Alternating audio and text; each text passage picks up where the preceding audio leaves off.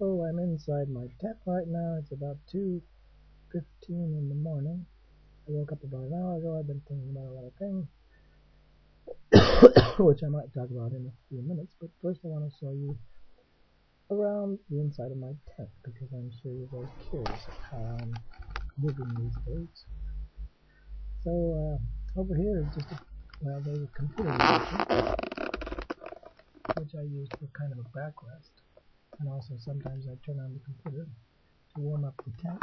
And there's a bunch of clothes, which make nice pillows. And then there are some candles which I bring to mostly to heat up the place and dry things out, because it gets very damp and humid here.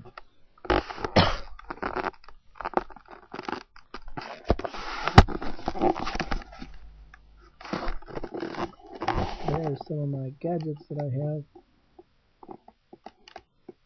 There's a child book, a school book on the Romanian language, which I've been trying to learn from a little bit. Here's something interesting. Shit.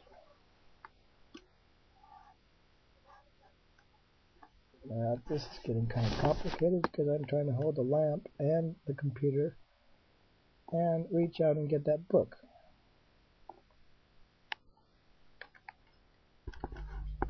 I'm afraid the light bulb is going to break. I really don't want broken glass in here. There's the book. Civic education. That's how they brainwash the kids. One of the many ways they brainwash the kids in the schools. That reminds me of some booklet I read in Peru, which unfortunately I don't know where the review of is, about how they really totally brainwash kids about this is good and this is bad and this is the right way and this is the wrong way, and the good students do this and good little boys and girls do this and that and blah blah blah. And they're all the electrical stuff.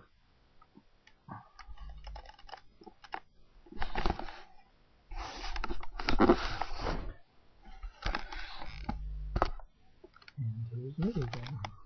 Here's the top of the tent. And back there is the tent. Oh shit. Door. Okay, I think you get the idea.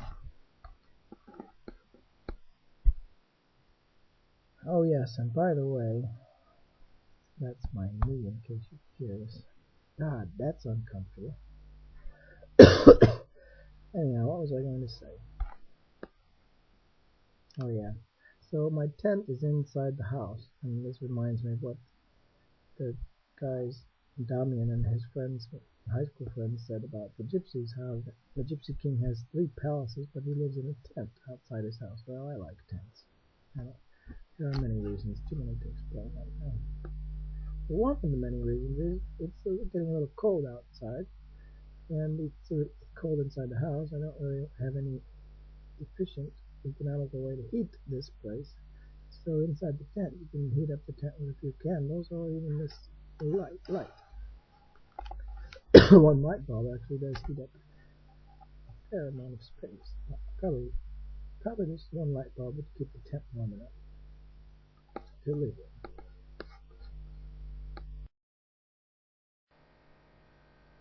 Now I'm trying to figure out a way to get comfortable and position the light to my satisfaction. I've tried putting it up here, and I tried putting it over here. I tried turning it down. I tried turning it up. Oh, that's really bright. I tried pointing it up towards the ceiling.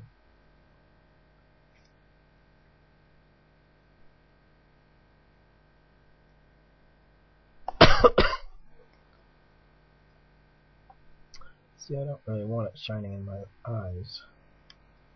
Let's see, what else could I try? What if I tried putting this sheet over it? I can't really find just the right combination of the laptop computer case you didn't know it, the webcam is in the laptop computer. I can't move the webcam without moving the laptop. So these aren't the ideal recording conditions.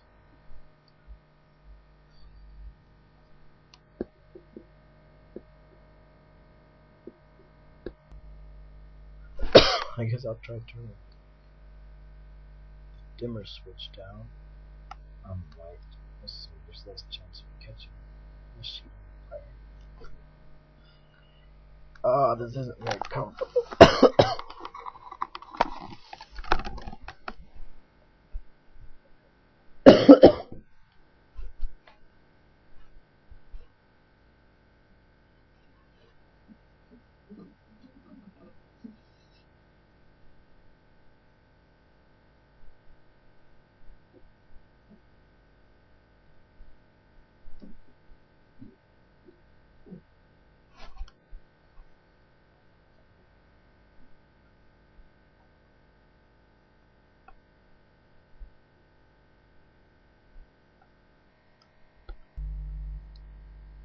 I want to say a few things about Romania.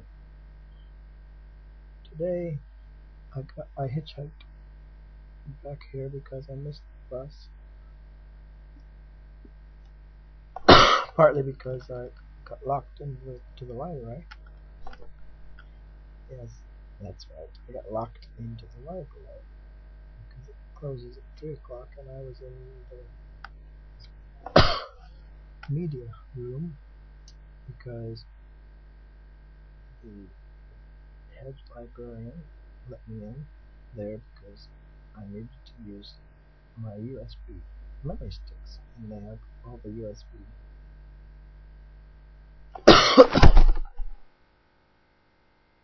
Oops. I guess you can't really cough and have the laptop on your stomach at the same time. So I'll try putting it over here.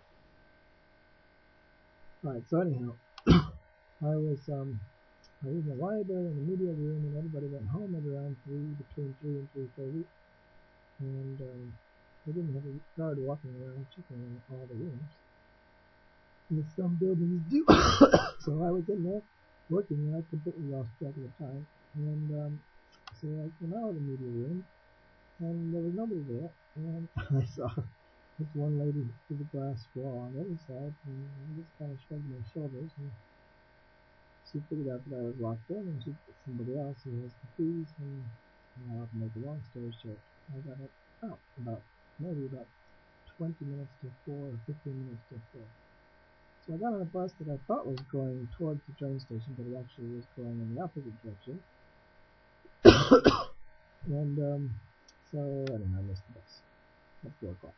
So then I decided to hitchhike, and first I got a ride with somebody who's looked like a factory worker in an old car, and he took me as far as the second city, which is named Bode, or the second village actually, which is named Bode, B-O-D. And then from there, and I offered to give him a little money, and he didn't want any. And then I pretty quickly got a ride with somebody who works in typesetting, like the Transylvania Express newspaper.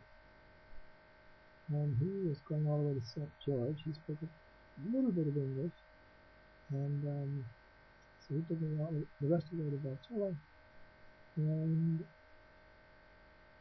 when he dropped me off, I offered him a little bit of money too, and he didn't want it either. So that was interesting. I've gotten starting to get pretty confident now about hitchhiking here.